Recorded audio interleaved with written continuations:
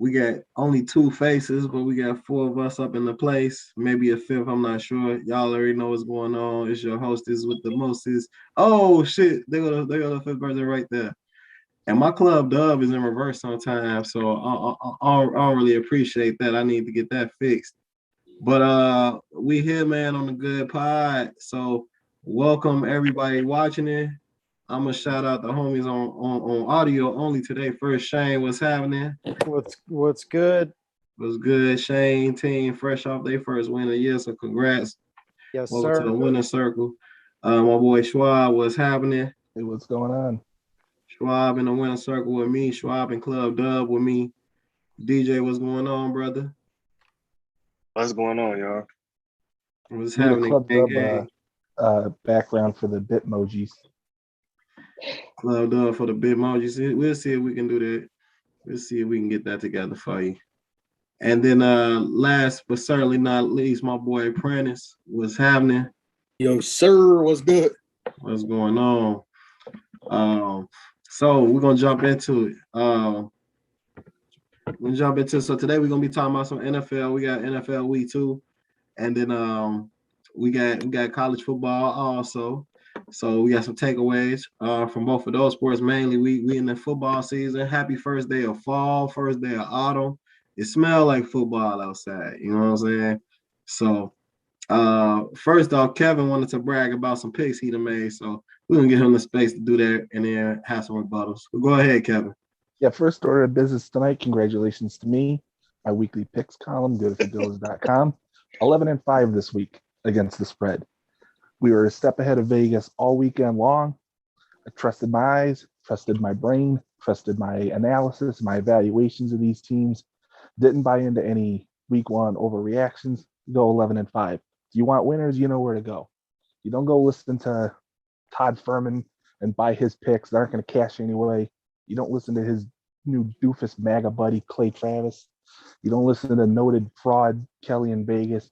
You don't listen to Megan losing money, who thinks Mac Jones was a starting quarterback for Bama in 2011. You go here. Actually, every weekday, 4 Eastern, 1 Pacific. Before you go here, you go to Bets TV. Last Word Cheetah. You're welcome, Preston. That one's free. But then you go here. It's a good podcast. You go to goodifitgoes.com. Thursday, Good If It Goes betting. And try to get you my best bets for the week there. 3-1 on those this week. That's the story of that. You're welcome. Wow, If you want winners, you go here. Schwab Yeah. cutting. I like it. Yeah. Now, who verified these bets? Who verified the lines? Because without that don't mean shit. They were the FanDuel lines on Wednesday. Okay, When I that ain't make good the enough. picks. Don't do that again. You want to learn respect? Then no, we're gonna do it a different way by making picks. Not by FanDuel Wednesday. You're not doing a contest. That's a contest line. By locking lines in on Wednesday, that's what they do for contests. We don't do that here. Okay, that's how I mean. I write the Okay, picks well, I column said on we're Wednesday gonna night, change that up going forward. But Congratulations. good job. Good job. Yeah, congratulations. By the way, did you make any money? Did you make any money yourself? Did you personally make any fucking money? No, unfortunately, because we were just talking before we went on the air that cash Use the app white is still guys. empty. All right. Well, good job going 11-5. It's not easy. It's really not. It's really not. Did you have any bad beats this week, Schwab? Yeah, that should have been pass interference in the end zone. I wanted that backdoor cover last night. All right. What game? The Packers Lions. That Oh. fourth down, I was looking for the flag. Like, You wanted the back door. I got you. yeah.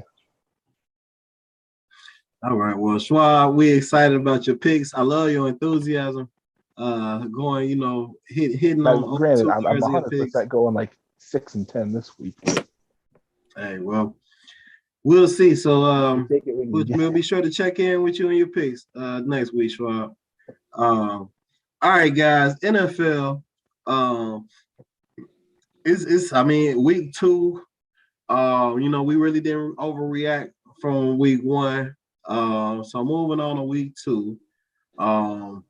I think Man, it was some good games this past week. I was able to watch, a lot of stuff on Red Zone. I got to watch my Bears get their first W, so I feel good about that as a fan. But it was some really good games on, man. I'll just talk about a couple of games that I saw that I thought were really good. I thought Rams Before you, Colts was good. Before you proceed, Go ahead. were you happy that your Bears won, or were you happy that Andy Dalton is done? So I'm happy the Bears won. Yes. I'm happy the Dalton- Bears won. Because on their schedule, that was a game I had as a win. Mhm. And I didn't expect us to get our first win until week 2. So I'm happy about that, regardless of what, because I didn't know who was going to be under center.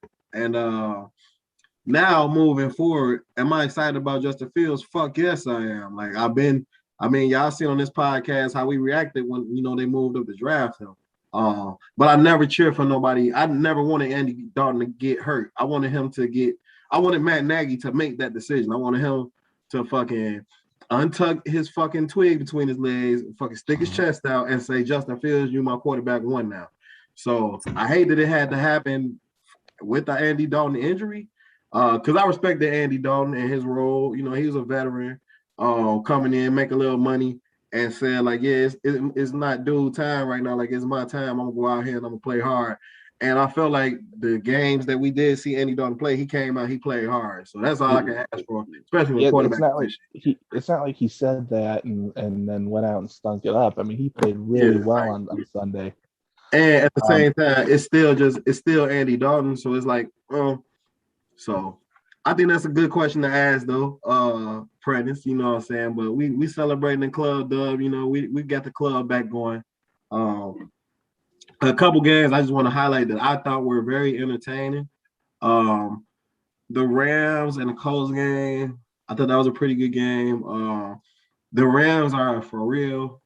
I think a lot of us forget that they, really just 2 years removed from a Super Bowl appearance. And I feel like their defense has gotten better.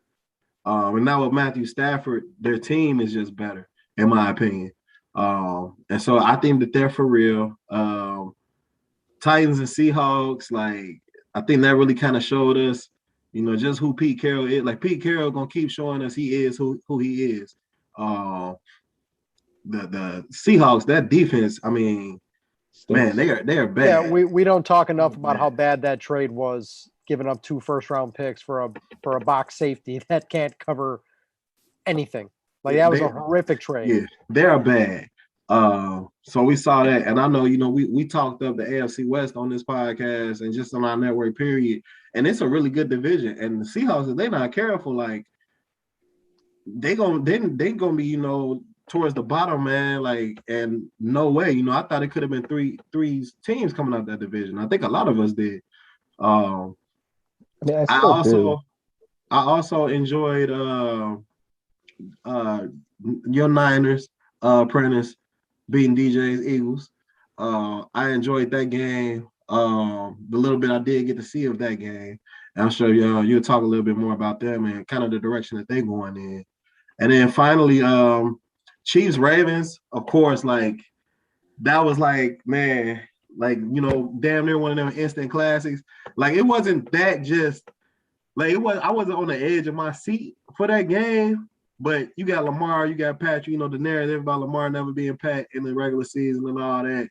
And, so getting over that hump and, Lamar having a bad turnover at the end of the game last week in prime time. So coming over that. So it was some really entertaining games, man. And I'm so geeked for football right now. So, Lamar, Prentice, since I was talking about your 49ers, I'm gonna swing it over to you. Talk 49ers or talk something else you saw this week that you like. And Schwab, I'm gonna get to you next. I heard you chiming in. From the 49ers perspective, I still don't know what we got. I mean, we 2-0, and it's always great to be sitting there 2-0, but we ain't really beat nobody good. We beat the Lions, we beat the Eagles. They got some holes on defense. Our cornerback situation is atrocious. I'm sure they want to wait until Sherman stuff get cleared up. They might give him a call back, but it's not good right now. Jimmy just being Jimmy. He not winning games, but he's not losing them. I think the only bright spot is Bosa's back. Bosa had a pretty good game Sunday, and Debo is out there dominating. I think he's like second in catches, he first in the league in yards. Just a bright player, young player that just he taking the next turn, and I hope we can continue to see that level of dominance for the rest of the season. But the game that kind of caught my eye was the Chargers and Cowboys. I don't know what it is about this Cowboy team, but they like exciting as hell. They try. I mean, the coaching staff is horrendous, bad management, bad play calling, but they got playmakers on both sides of the ball, and they exciting to watch in comparison to like last year or even the year before. And even watching Herbert and even some of the Chargers, some of their young defenders. My God, at Florida State, Samuel made plays. He out there looking good. Derwin James out there making plays. He healthy this year. So I thought that was one of the better games that kind of flew under the radar. I don't know if many people talked about as much as they should have this weekend. And they always talking about the Cowboys, so they never fly under the radar. I mean, everybody gonna talk about the Cowboys, but I think Lamar and the Chiefs just stole all that thunder at the end of the night, Sunday night. And then coming with a Monday night with Aaron Rodgers, all that. Right. Yeah, but Cowboys never not getting talked about. And okay. That's some Eagles love coming out there, DJ. You ain't feeling that Cowboy talk? I mean, I live here, so shit. I know, like. No, I turn on the sports radio just to laugh. Like, they sports radio might as well be the fucking Comedy Central or some shit. The shit be funny either they win or lose. Because when they won, they like, oh yeah, we gonna outright win this division and get one at home, and maybe we'll see Brady at home and then knock them off or some shit. And I'm just like, y'all don't have a fucking chance. No. but my boy CeeDee Lamb, I predicted CeeDee Lamb would be, top 5 this season, and I think he off to a good start. Top 10 in yards and like up there in targets as well. And so I'm geeked about that. Zeke is like, man, like Tony Pollard went out there and put on a show. It's like, do y'all even need Zeke no more? And Zeke, my boy, but like him since college, but it's just like, it's like, I mean, I don't know. I don't know what's up. So we'll see, we'll see. NFC least. We'll see. DJ, any thoughts? What you like this week? You took your Bears won, but your Eagles took that L to the 49ers. That game was closer than what I thought. Also, the Eagles defense played really well. They coach us in the red zone, just like tweets. He did like they had that 91-yard catch and then didn't score, didn't get no points, didn't get nothing off a 91-yard catch, and that game should have like went to overtime or they could have won because the defense really kept them in the game, and so like they really showed up better than what I thought, and they played the Niners tough. I really don't like P-Jack said. I really don't know who the Niners is right now because they kind of just been like of course they are 2-0, but it's like people expected a lot more.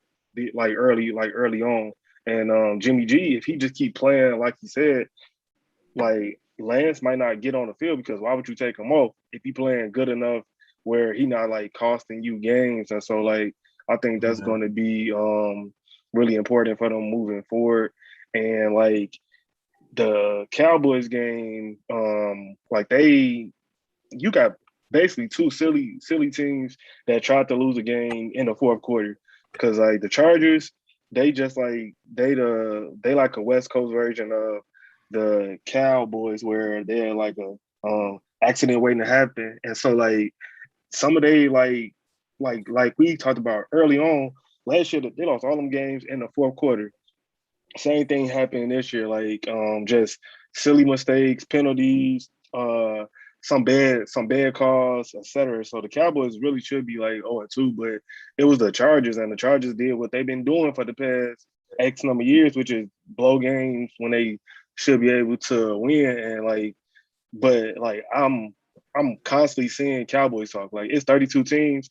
It be Cowboy segments on like everybody channel, and I literally don't know why. Like I'm always seeing them like somehow, some way Whereas it be teams that be winning all these games, and then somebody want to talk about the Cowboys, and I'm like, for what? Like they're not really like relevant. Like this ain't '95. Like they not relevant, and they do all this talking. They got Hard Knocks to happen, et cetera, et cetera. But then like when you watching them plays, like all right, that's cool, but it's like y'all ain't done nothing since like I was in kindergarten. So like I just be tired of watching them people talk about them when it's other teams that's like that look better, that play better. They play in a not good division every single year where it's like we don't never know who coming out of it. And all right, we'll just see moving forward. But I just really be tired of like hearing people talk about them. When there's way more other teams that deserve like credit for like being good. The Cowboys win a game. Oh, they shouldn't have. This is a game they won that they normally don't win. Like, bro, shut up. Like, get that out of here. Like, because it's way more other teams that did more things. The Cowboys tried to lose that game. They coach jagged and they kicker who had previously just missed like kicks, like hit a 56-yarder and then like, okay. But the Chargers did their best job of choking, which the Chargers have been known to choke in the fourth quarter. Like they lost all them games last year. And so I just really be tired of hearing about all the Cowboys talk when there's so many other teams. All right.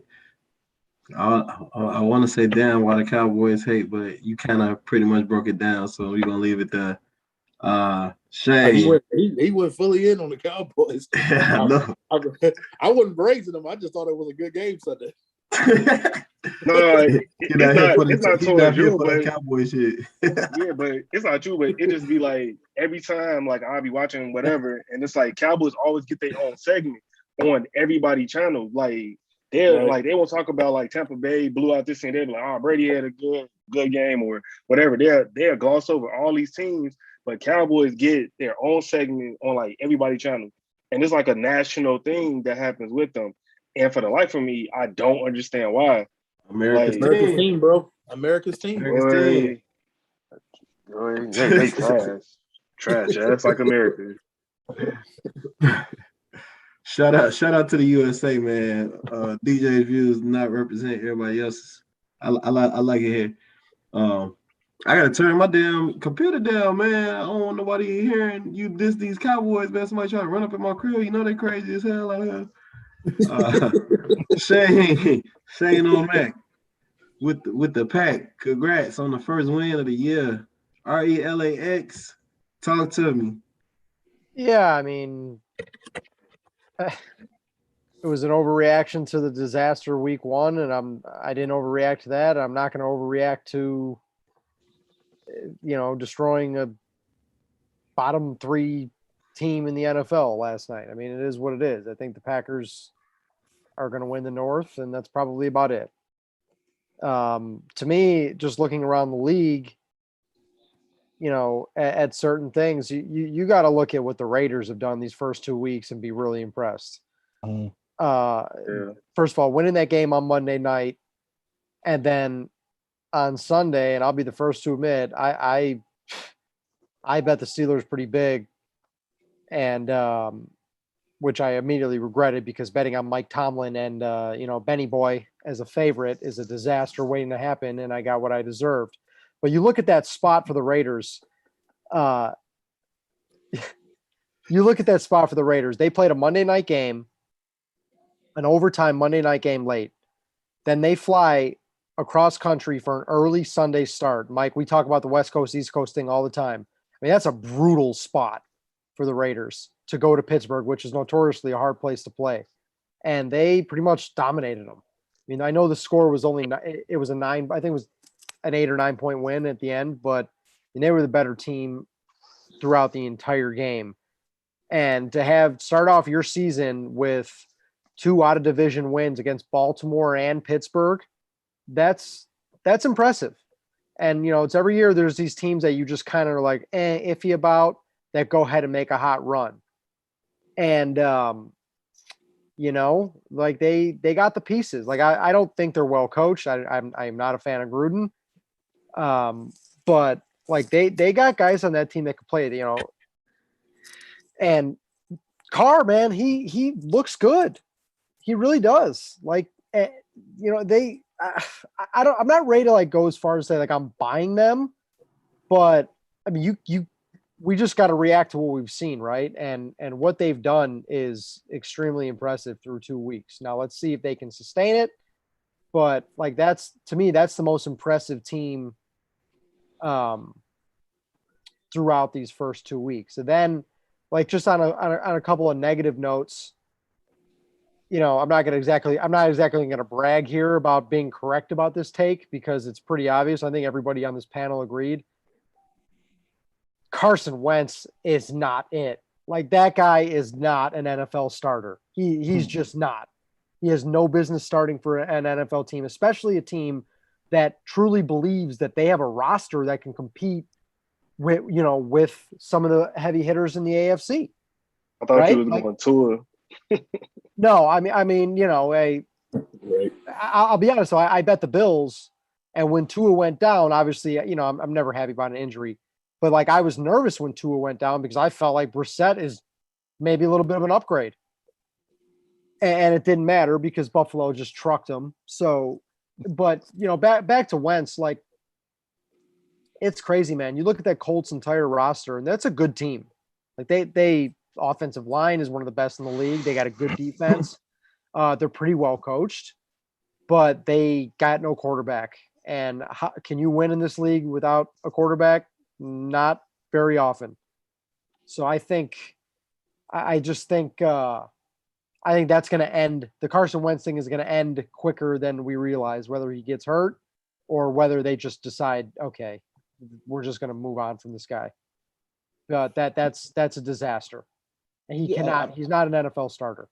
I'm not as down on him as you are. I mean, I think he's an NFL starter, but I don't think he's a particularly good one. I put him in kind of that same like Kirk Cousins bin, where if you have Kirk Cousins is better than Carson Wentz.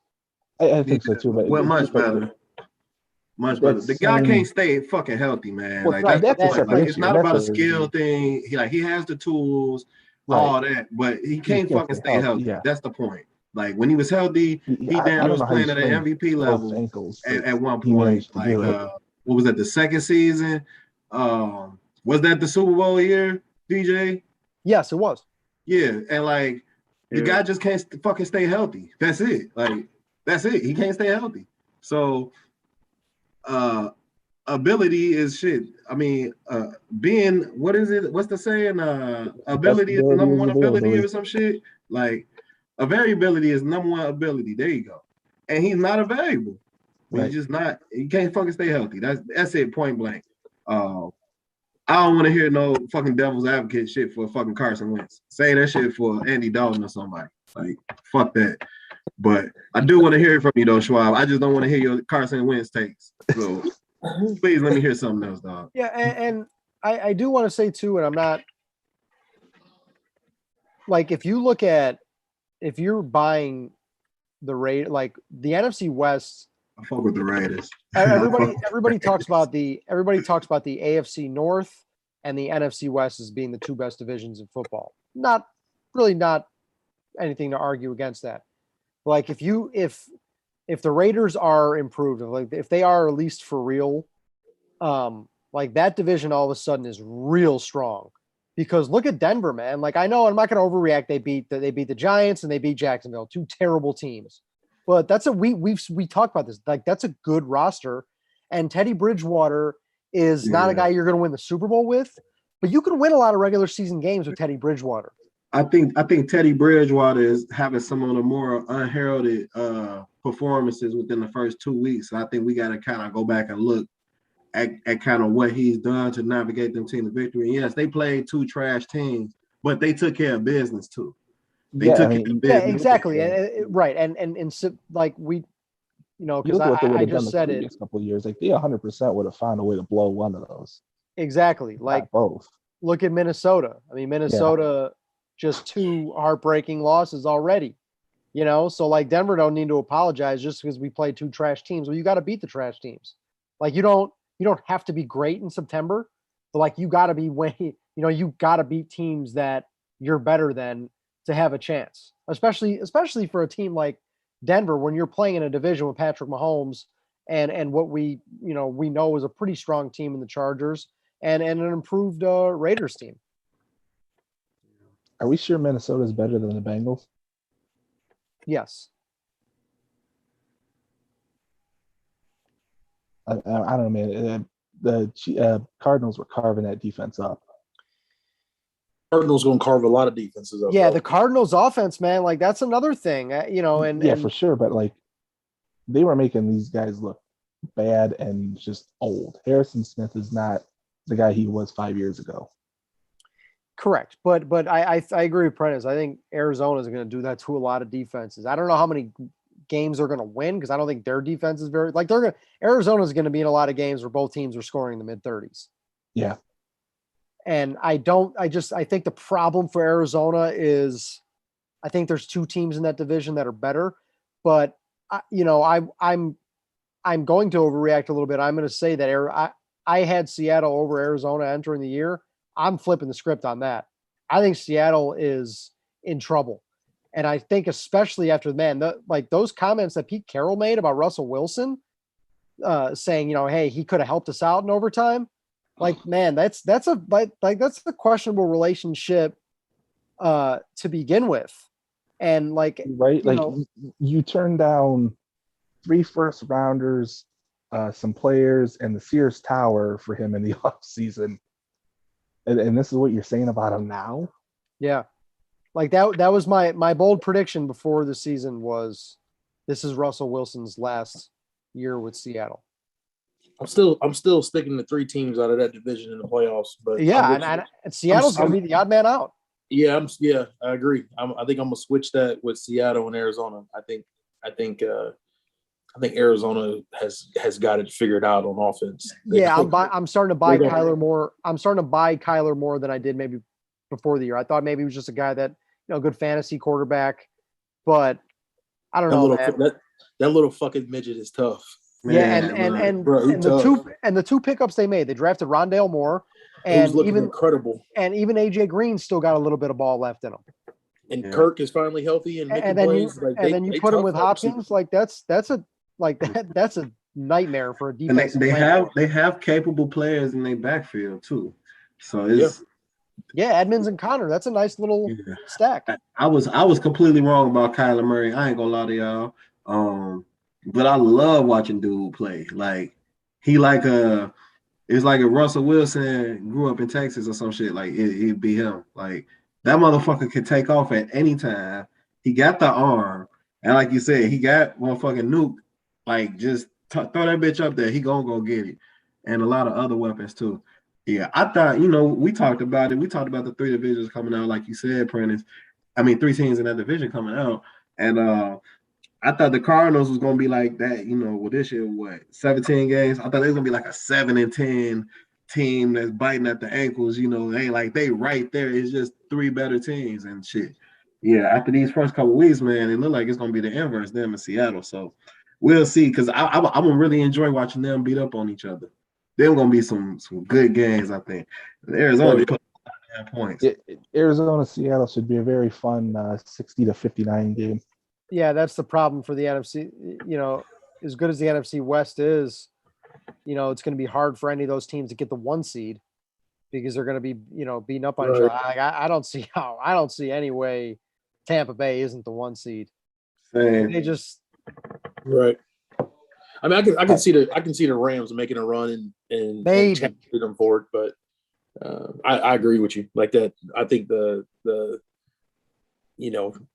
them beating up each other, you're gonna get a couple teams go 11-6, 12-5, whatever the fucking 17 game schedule is now. So but like I said, I think 3 of them getting in my opinion. Yeah, I don't see how that doesn't happen because I don't think the NFC East is definitely not going to get more than 1. The NFC North probably doesn't either. So then the South, like maybe. I mean, it's obviously a lot of season left, but I certainly wouldn't bet against the West getting 3. I think there's a couple of games this week worth watching as far as like looking ahead to the playoffs and not only seeding but who could be in the Rams and Tampa. Too early this week. Well, no, but you look at the end and the head-to-head. I wouldn't be surprised if that ended up being the tiebreaker for the 1 seed. I mean, I still think it should Could be be. Tampa just because, like we were talking about, the West is going to be such a dogfight. Carolina looks a lot better than I thought they were going to. New Orleans, ditto. But even still, Tampa's schedule is much easier than the Rams is, so they should get that 1 seed. The other one you were talking, the North maybe not getting more than 1. Watch that Bears-Browns game this week. I think if and we'll see what's gonna come of the Bears offense. It looks like it might be Fields this week. They said Dalton's got a bone bruise in his knee. So Yeah, I don't think Dalton starts another game for the Bears.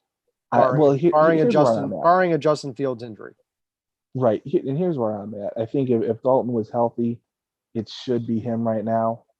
But if he's not, then I mean, if Fields has to play this week, Fields should be the guy going forward.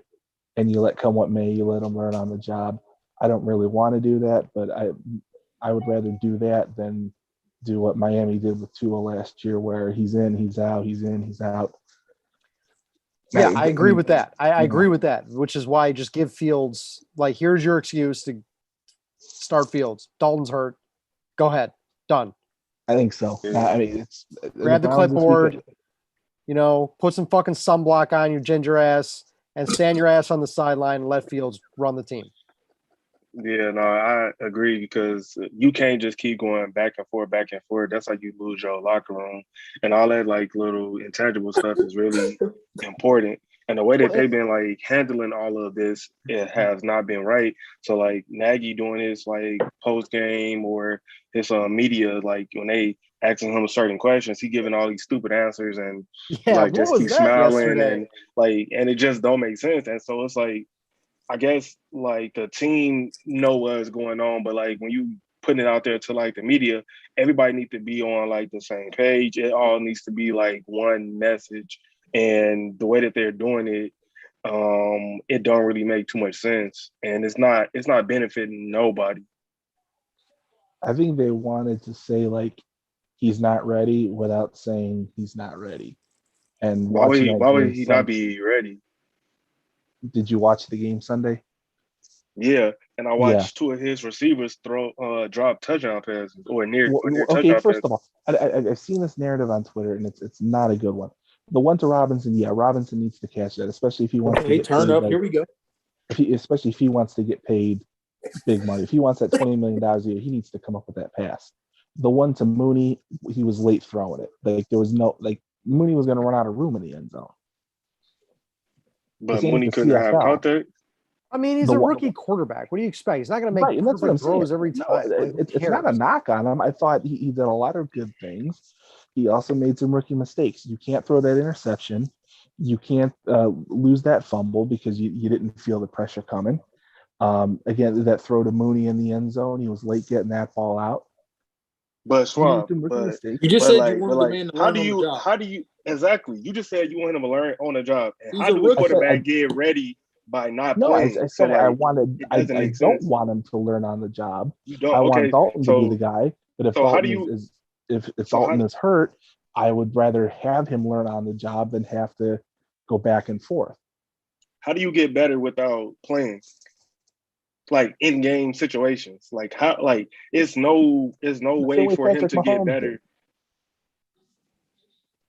How? Without playing practice, you study tape. Yeah. I don't know. I mean, but everybody is not him. So you think that he's like on that level where he could just Herbert either, but nobody has comparison. Nobody has problems comparing Fields to him. But Justin Herbert played like it was unfortunate how Herbert played and Herbert was great. Mahomes sat. Now Mahomes is great. Like so then, it's no rocket science. But Mahomes sat behind Alex Smith. Like that was a Pro Bowl caliber quarterback. And he was a winning quarterback. Justin Herbert was behind a guy who Tyrod Taylor came in the league. He had And Josh Tyrod Allen Taylor took was his going to be the job. guy. He had Tyrod Baker Taylor was going Mayfield to be take the his guy until job. Then he had the Justin medical Herbert. Like staff he's screwed a it up. perennial like gatekeeper quarterback. That's who Tyrod Taylor is. Like no one knows who's going to take his place next in Houston, but he's not a franchise quarterback.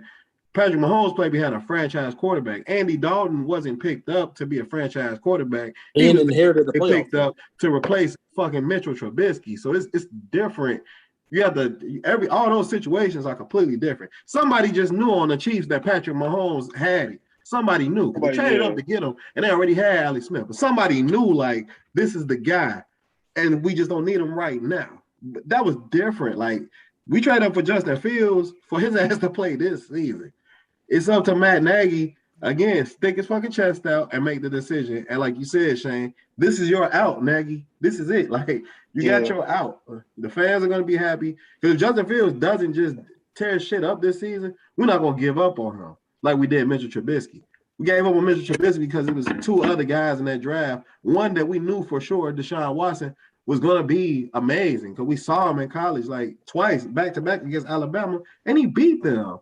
And then the other guys, Mahomes, that hindsight 2020. So that's why we didn't want Trubisky. If Fields doesn't just excel, he's gonna be like, shit, he need time. Let's build around him. You know, that's what it is.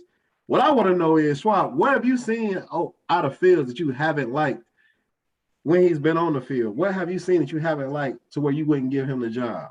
Hey, but that's also Nagy's trump card too. Like he's got a young field, so he can go out there and throw him out there and let him struggle. He's not going to lose his job this year.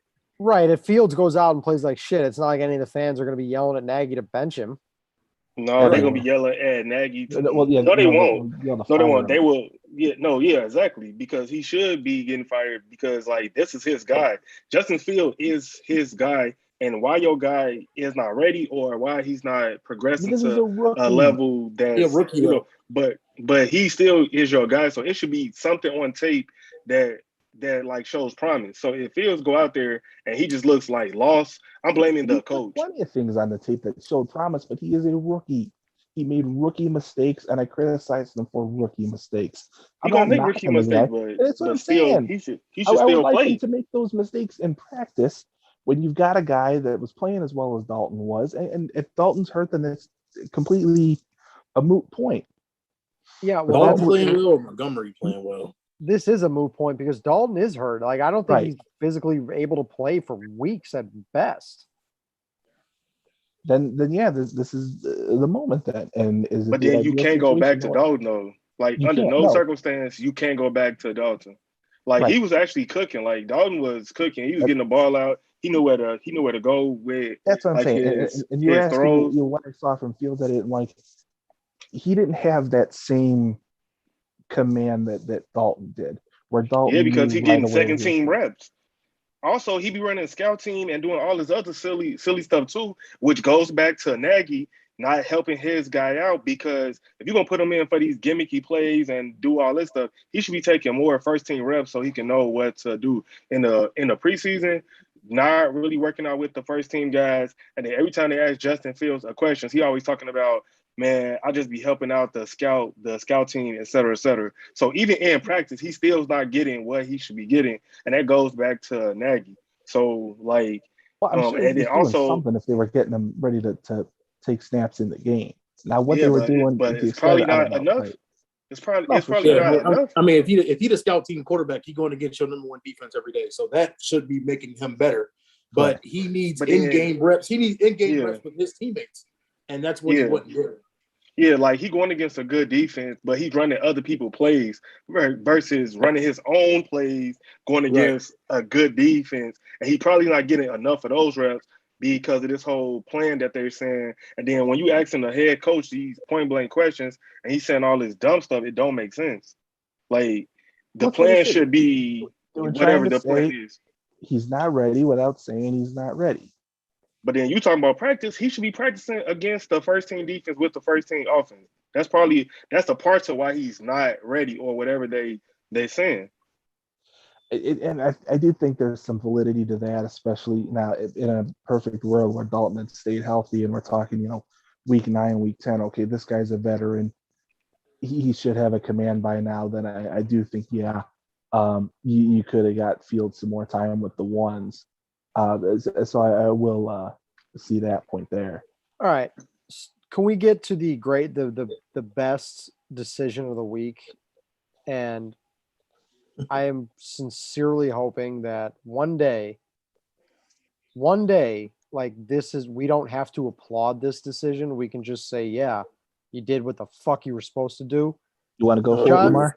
John Harbaugh telling Lamar Jackson, go get me a yard. I know he didn't use those words, but that's essentially what he did. Go get a yard and win the fucking game. Oh, yeah. Why? You want to go for it? How it could You wanna ever go for it? even? How could you ever even consider punting there? Is absolute insanity. And the fact that we have to like give Harbaugh a pat on the back and say what a great call that was shows you how stupid this league, the coaching in this league has been for years. I don't Because think it's that, Shane. I think the pat on the back was you're on national television and you are telling your star quarterback, you're asking him, no, do you right. want to go for it? Yeah, let me be clear. That's not my not what I coordinator. meant. Right. You okay? That's you're 100% right. That's not what I meant. Let me be clear. What I meant was the actual the decision to say, okay, Just we're going for gonna a period. right, exactly, going forward, period. Now I loved what Harbaugh did by asking Lamar. I love that because first of all, Harbaugh knows Lamar's not gonna say no. Second of all, punting was never on Harbaugh's mind there. Like they were gonna go the whole way. But I mean, I love the confidence that he showed him. That's great. But how many coaches would have done that? How many coaches would have said, no, I can't take that chance. If we don't get the yard, they're already in field goal range. How many coaches do you think would have sent the punt unit out? I guarantee you it's more than half of them in the league. Guaranteed. And that's absolute insanity. I'll say probably like half because this year more than ever, I've been seeing a lot of coaches go for it on like fourth down. Now some of them been like terrible decisions because their offense really can't handle it. But a lot of coaches, like just watching Red Zone, just a lot of coaches been going for it on fourth. And I've been calling for this for how many years? I mean, I was getting ready to say, BJ, me and Shane been Yeah. arguing this topic for years, and I never agreed with this man until now. You see the better football teams that they do it, and it just makes sense when you got a 4th and 1 and you inside your 50. You know, it makes sense to take that chance, and it works more times than not. But I mean, Shane been screaming this shit for 7-8 years, bro, and I think now you start to see it. You know, like you said on Red Zone, you start to see it more often now, and it's you still get some shitty ones. It's going to happen where it blows up in your face, but you have to look at the process over the result. You know what I'm saying? Like you have to. It's about the process. You have to look into, what the smart move is here, and is it can Lamar Jackson, who I mean, that I've never seen anybody able to get a yard like him, like the way he can. You have no idea if he's handing the ball off or he's taking it himself. Like as a defense just has no idea what Lamar's going to do. It's impossible. It's impossible to know what that man's going to do, and it might not even matter. Of the dark sleeves? Is it because of the dark sleeves? I was just about to say. No, it is not. It is not. But I mean, just like punting the ball back to Patrick Mahomes, I don't care if you pin him on the 1; it's the wrong decision. Like I would never, and even like Collinsworth's like, is he gonna have the in that stupid little raspy voice? Sounds like he smokes a pack a day. Is he gonna go for it back here? When it's like this isn't even. It's a no-brainer. It's a no-brainer. And they haven't been able to stop them all game rushing. No. So like, why not? And so like for them, that's a pretty easy decision to go for that 4th and 1 just to ice the game. And then like you're not gonna lose your locker room unless it's like something really, really stupid, because the offense is going to say, well, our coach trusted us to get this 1 yard. The defense is going to say, well, they believe that we're not going to give up something. So for me, it's kind of like a win-win. Unless your team just trash, then it don't matter. But like you won't lose the locker room, but like going for it on like 4th. Like that's not a thing that's going to like hamper you. Now you kick the ball off and then they score on you, then I mean, yeah. Is anybody all right, I don't want to get ahead of myself here, and I'm not saying this is my actual take, and I know Mike's going to yell at me because I know how big he is on the Chiefs, but Patrick Mahomes just had the greatest 3-year stretch of a quarterback in the history of the game by any metric you look at. Stats, eye test, it does not matter. The best 3-year run we've ever seen. And he got 1 ring. Like that team, there's holes there. There's some serious holes. Like defensively, they're bad. Like that's a bad defense. I don't know. Like they're not, I don't have the same feel about the Chiefs that maybe I did a year ago as, yeah, they're just going to go win this game. I don't give a shit what happens. Pat's just going to go win it for him. It's not that simple, no matter how good he is. And I know Patrick Mahomes is the best in the game. He's probably going to go down as the best quarterback ever when his career is all said and done, if he's not already. But, I mean, I don't know, man. Like, if you score 35 a game, that's great. You give up 36, you're going to lose. I don't know. Like, it's just like I think it's you still fresh off that Super Bowl loss, and he didn't look like Superman. He didn't overcome. It's not about him necessarily. It's about diving and making passes. The fuck he didn't. Right. It's not about Mahomes. It's about football. Football is a team sport. Right. You know what I'm saying? Like it's not. Case in point, those guys in Green Bay. You got whole exactly. Like look at the Packers from those mid 2010 years.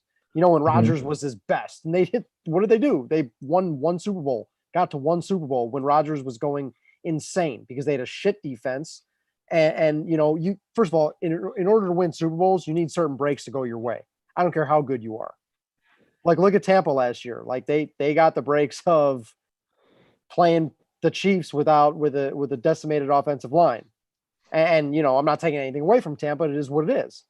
But that Chiefs team's got a lot of holes. And it's just like I don't have the same like invincible feeling from them where I just say, okay, yeah, they're gonna win.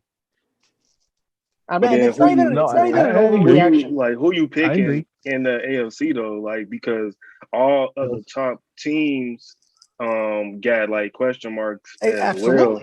Absolutely. Everybody has question marks.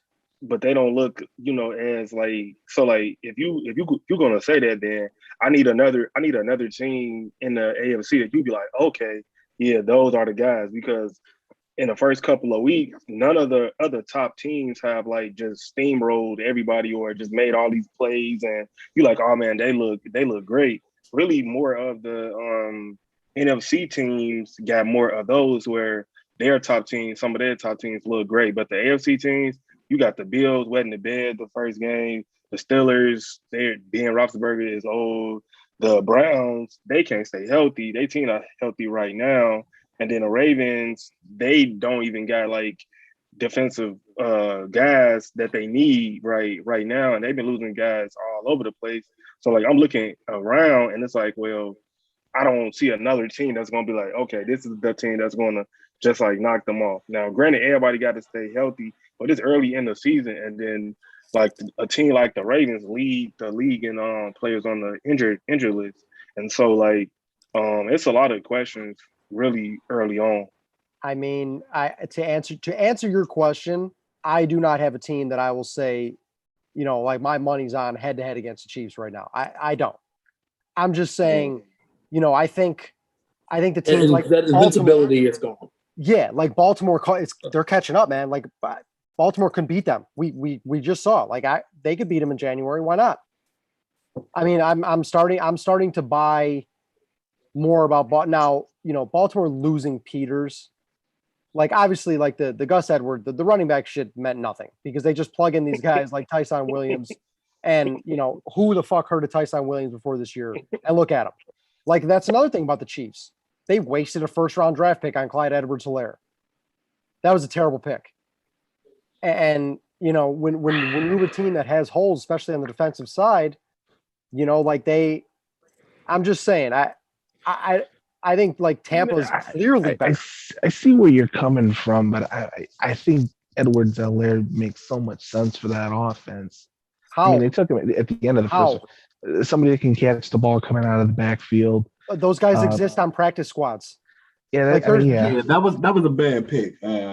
They Like- had both of the Williamses, and I know one of them didn't play last year, so they kind of plugged CH in, but it was a bad pick. So we learned a lot about these Clemson running backs that are drafted. Schwab. early. Yeah, Schwab. Why don't you do like a redraft for fantasy leagues? You can start your team with Andy Dalton and Clyde Edwards-Helaire. Those could be your first two picks. Then you just build the rest of your roster. I still believe in Clyde. I believe in him too. Oh, man. I think there's this narrative that everybody focuses on the running back position when it comes to bad first round picks, but when you look at some of the receiver picks, it's equally as bad as the running back situation as well. So Yeah, but it makes more sense from a team building perspective to take a shot on a receiver in the first round than it does a running back. Guys If like they take it Tyson, like 10th overall, yeah, but I mean, if it's at the end of the first round, like a Super Bowl winning team at that, right, like they can afford to take a chance. Yeah. You would think they can afford to take a chance, but yet like Jacksonville doing. they it got a bunch of defensive holes that they got to fill, and maybe that pick was bad. right? Like it's just Patrick Mahomes like is he's Superman. Like, but I mean, if you look at the rest of their receivers, I mean, they got Tyreek and Kelsey, and then what do they got after that? Like They got- They got yeah. I was just about to say they got speed. Like the offense is not the problem; it's the defense. But I mean, they are paying defensive guys. So if you got Chris Jones, D4 that you paying a lot of money to, Tyrann Mathieu that you paying a lot of money to. Tyrann Mathieu had 2 interceptions. Tyrann did his job. Yeah, but Honey I'm Badger saying showed up. they invested into their DBU, defense. the real DBU. Their corner situation is like iffy. Daniel Sorensen is a really good player too. I like him. It's just that for them, pretty much I think their goal is to score as many points, and then in the fourth quarter, their defensive line they make a play and then they win the game. And like the way that the game is played now, that's not a bad. That's not a bad situation. Like I watched the Eagles win the Super Bowl that same way. Tom Brady had 500 yards, and then he got sacked, and then the game was over. So Yeah. it's like, I think that's what what their system is. They rebuilt their offensive line. They got guys on the defensive line, and then that's how you win a lot of games. It's just that it don't always click for their whole entire team. They backers and then they cornerbacks is not the strength, but they got a really good safety. They got a really good defensive line, and so it's like the middle part of their defense isn't as good. But they paying guys on defense, like they invested the money, but I just need another Chris team Jones to is beat not them. playing at the level that they're paying him for. Yeah, but he's also mean, playing a new position. New position, yeah, and then now it's easier to take him out of the games, I think, because when him coming through the middle, and then quarterbacks tell you all the time like that middle pressure is worse than their edge pressure, and so like when they move them to like the edge, I feel like it's easier to take them out the game. They'll let them run by, chip him with somebody, and then boom. Versus if he in the middle, like causing havoc, then like that's a different team. And so like I just need to see another team that's going to beat them in the AFC. we might have just found one. We might have just Baltimore. Okay. Baltimore, I mean, I still maybe. believe in Buffalo. Defense Yeah. travels. I mean, especially in those cold months. Yeah. I'm still on the Buffalo bandwagon. I mean, I think I'm not saying like I'm, these teams are definitely better than the Chiefs, but they can play with them. Like that invincibility is gone, I think. Exactly. It's not like the Chiefs are head and shoulders above everybody. Now there's 2 or 3 teams that you would think to be at the top, and then I think that's kind of that first tier. And Right. then, I mean, you got Patrick Mahomes. You're not going to be an underdog in any game. We know that. But that doesn't, I mean, they may not be invincible anymore, but you still got to put up 35 to beat them. I mean, and not every team in the league can do that. So yeah, but I think a lot of teams can do it against that defense. Keep it away from Honey Badger. I don't know about all that. Keep it away from Honey Badger, and you can throw on them. You just saw that you can run on them. I mean, let's see. Well, I'll take the final word here. Put your money on Kansas City for that Super Bowl, because it's gonna take a valiant ass effort to beat the Chiefs, as we seen. You know, we saw some balls, some onions to beat that man. So, you know, they're not the reigning champs, but I still like them as the favorite. So, uh, we'll shift into some college football, man, for about another good 10, 15 minutes. Um, we're seeing a lot of parity in this college game. I'm gonna kick it over to my boy Prentice. I like to consider Prentice one of our experts here when it comes to the college game. Prentice, you shaking your head at what I'm saying. You know, them Bama boys still at the top, but aside from that, got a lot of parity going on. So talk to me, Prentice, what you like in this season? Yeah, I mean, it's some of the top dogs just don't look like top dogs. You know, Georgia looked good. Georgia finally clicking on offense. Bama escaped a good win. I mean, Florida got a good team. That quarterback is tough. Yeah, I thought they played them tough. They didn't play scared. They didn't back down. Dan Mullen called a good game, and they had an opportunity to go down there and get that 2-point conversion. They didn't get, and it beat them. But across the board, it's, you know, you see Fresno State beat UCLA. Fresno State looked really good. It's some good football. I think the COVID situation helped some of these players and schools to come back and get that extra year. So some of these smaller schools got some experience, so they can go out there and they can play. And you're not seeing these Clemsons and Ohio States just out there dominating, beating teams by 40. Like, you're getting some good, solid ass college football every week. I was surprised to see Michigan State go out there and beat the dog shit out of Miami. Like, it's some good football being played right now, and it's you got some opportunities for teams to go out there. Cincinnati, we keep talking about Cincinnati every week. They beat IU. IU's down, but IU's still a good team right now, I believe. They got two more tests, I believe. The one will be Notre Dame. If they can run through that, I think they got a good shot to get into the playoffs. I think, like I said, I think we're gonna see two familiar spots and then two unfamiliar spots in the playoff this year. Don't mean the playoff will be good, but I think you're gonna get your usual Bama, but I think the other three spots are gonna be, they're up for grabs, and it makes for an exciting year. Yeah, I agree. With that playoff, I think this is gonna be as close as we get to like an NCAA type of feel, where it's just teams that you really didn't pick in the beginning of the year and just got hot and rolled. And of course, it's not, you know, 60-14 tournament or anything like that. So we're not talking about a 12 seed here or nothing like that. But at the same time, not having that, okay, I know Ohio State gonna be there. If Notre Dame went out, they gonna be there. You know, whoever from the SEC and etc. Like, it's different this year. It's open, and you feel it. Like, you know, early in the year, you got that feel where you know at least three teams are a lock, and then that one last spot is up for grabs. But it don't really feel that way this year. You may say Bama, and that's it. For me, it's Georgia, but I think the other three spots will be up for grabs. Is Oregon good? I don't think so. I don't think so yet. I still think they got room to grow. Ohio State just don't have any playmakers on defense, and Oregon took advantage of that. And I say the same thing about Oklahoma. They don't have any playmakers on defense. They gonna continue to struggle week in and week out until they get that figured out. The big one this week, in my opinion, is Texas A&M and Arkansas. We'll see where Jimbo got Texas A&M at. If they go out and win that, I think they can make some noise. I think Arkansas's got a pretty good football team. DJ, Shane, Schwab, any thoughts? No, I think that pretty much nailed it.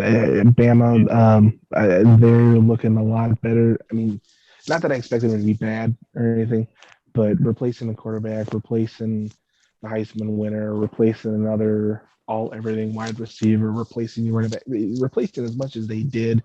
I'm surprised they look this good.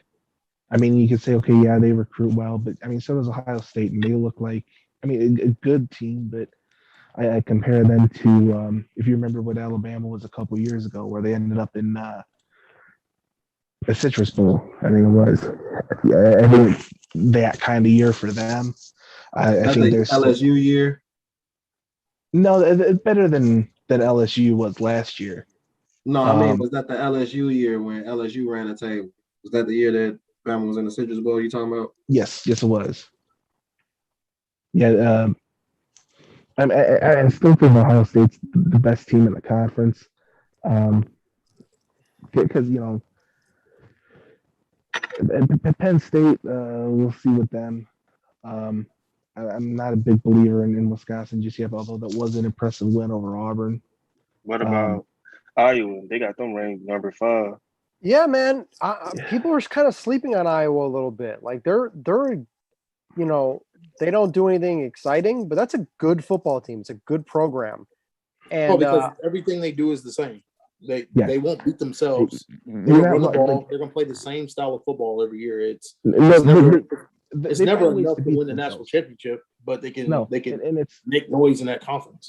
I think they're going to make the Big Ten championship against Ohio State this year because I do think because they get Penn State at home, so I would lean towards Iowa winning that game. I think they'll represent.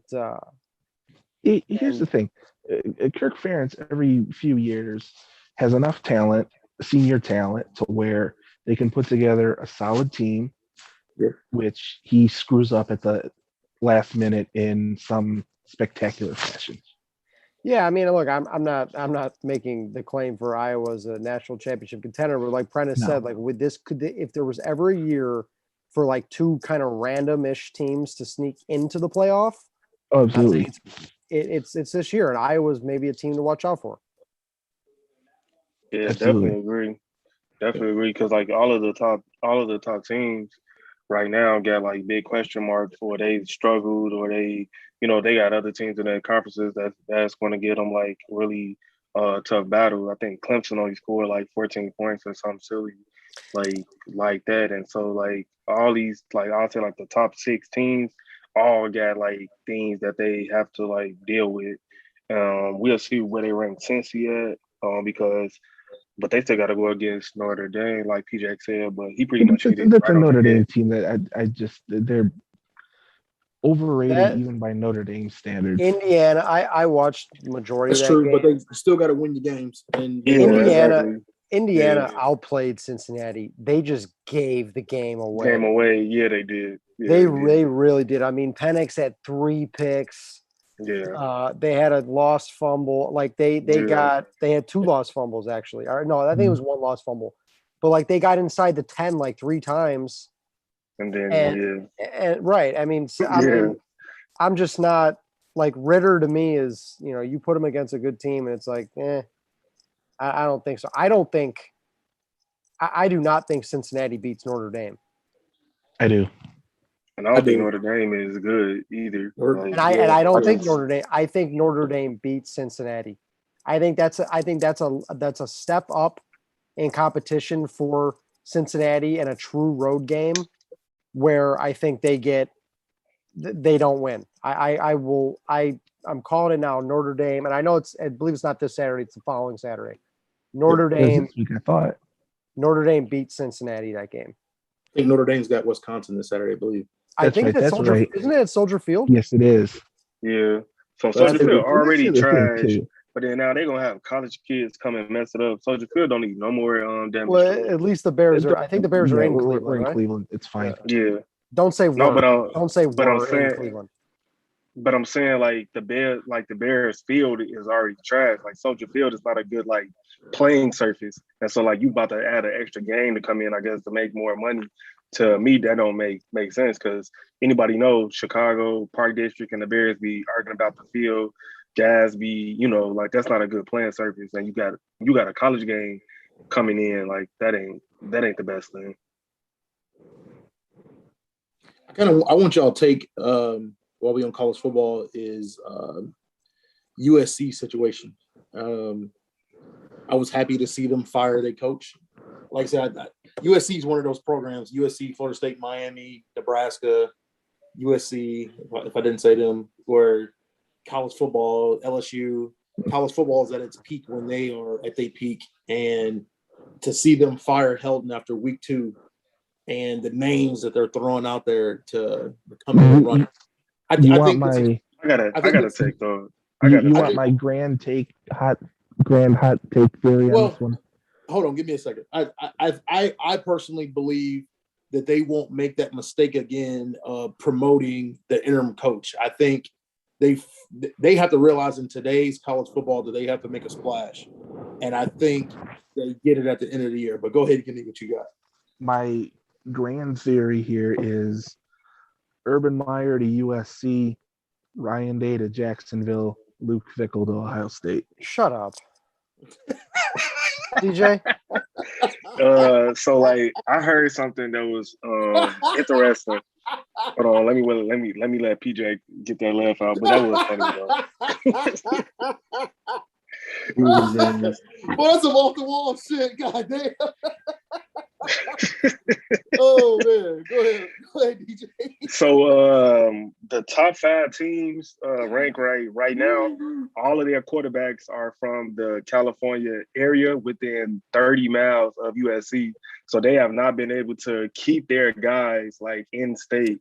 They are not been able to keep their, these high level guys in state. So like, college football is about like, assistant coaches, and you got to get these players to come. So they throwing out everybody's name. I done heard Deion Sanders recently. I done heard Urban Meyer. I done heard all these guys.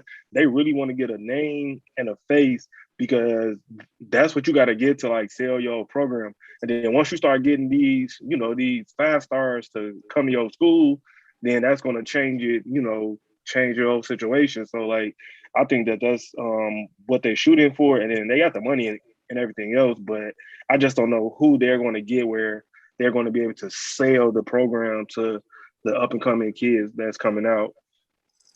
Yeah, no. The biggest thing too is you look at certain programs, regardless of how big you are or the situation is, player development also is probably the second biggest thing in college football right now. If you're not putting players out in the NFL, you have a hard time selling kids to your school. And you look at USC lately, they haven't had that. Like there's smaller schools that got more first rounders in the last 10 years than USC gotten. And that's embarrassing considering who they are and where they at. If I had to guess, and again, this is a guess, and just from what you read and you hear all these names, I kind of think it's going to be James Franklin. I'm not, not necessarily that it's a great hire or anything like that. I mean, I'm kind of iffy on him. He's okay. He's done a pretty good job at Penn State. USC is still an attractive job. I mean, even I'm watching this Miami game, Miami-Michigan State game, because I foolishly bet Miami. And, I'm just thinking to myself, like, yeah, this isn't the program that it was, but it's still an attractive job. I mean, you mean to tell me the best you can do is Manny fucking Diaz? He is horrible. And like, you look at some of these names that USC has had since Pete Carroll. Yeah, he's fucking fired at the end of the year too. Yeah, and it's just like, man, like you how do you not like nail this? Like you gotta, like USC can be put back on the map with the right guy. They even Chip Kelly's doing a decent job at UCLA. UCLA should not be in better hands than USC. Yeah, and the Pac-12 not tough either. So it's like if you get such a fraudulent conference. Yeah, so it won't take a whole lot to get them back like relevant. Because the Pac-12 is not good. That's a great point. It's not like you're in the SEC competing against Georgia and Bama. That's why I thought there was no way in fuck that they would go with the interim coach this time. I know they running a run and shoot. They scored 49 points this weekend on Washington State, but there's no way in fuck that they can sit back and not make a splash. It has to be a big name. I like the James Franklin move, but that job too big for him, man. He have his moments where he struggled at Penn State where he just make bonehead mistakes. I'm not saying No, I hear what you're saying. I'm saying if he go out there and he make them mistakes, they'll lynch his ass quick. Yikes. What about Cristobal? Schwab, I'm surprised you ain't saying nothing about the drubbing that Michigan gave NIU this weekend. Just NIU. Who cares? I care. I mean, that's We ain't have Garrett Wolf to put up 250 yards on y'all last this time around. So who? Shout out Garrett Wolf. we know we beat the mighty Yellow Jackets of Georgia Tech. We won on the road too. So we're trending upward. You also gave up 50 to Wyoming. Michigan did what they Yes, and we needed to scored do. 49. So don't forget that. We scored 49. Rocky Lombardi. Well, stinks. Michigan trash anyway, so we'll see y'all as last game of the season. All right, so fuck Michigan. I mean, they can run the ball. I mean, I don't think we're gonna learn anything new about them this week against Rutgers, but we're gonna beat that ass last week in the game. Be there. Rutgers 3-0. Rutgers look better than Florida State. Where's it at this year? All right, y'all. We're gonna wrap it up. Better than Florida State. Shout out Malik Willis for Heisman. We're gonna get up out of here, man. Check us out. We got Good If It Goes, Jeremy and DJ tomorrow. Big Shoulders podcast coming back too. I know y'all been waiting on that. You know what I'm saying? Got these Chicago sports going. So you're gonna hear me and argue. Me and Schwab argue for an hour about why Justin Fields should start over Andy Dalton. So you want to check that content that's coming soon too. I need to come home. Let's go. We got our show Good If It Goes Culture coming too, because y'all know what be going on. We got PJ and DJ. Y'all know what be going on. Like y'all know why Schwab really don't want Andy Dalton to not get that started job. Y'all really know what's going on. You know what I'm saying? We're gonna provide that kind of content to y'all coming up. Come on. Appreciate all y'all. DJ, PJ, Shane, Schwab, Mike. We are out. Peace. You gonna throw me under the bus like that? Not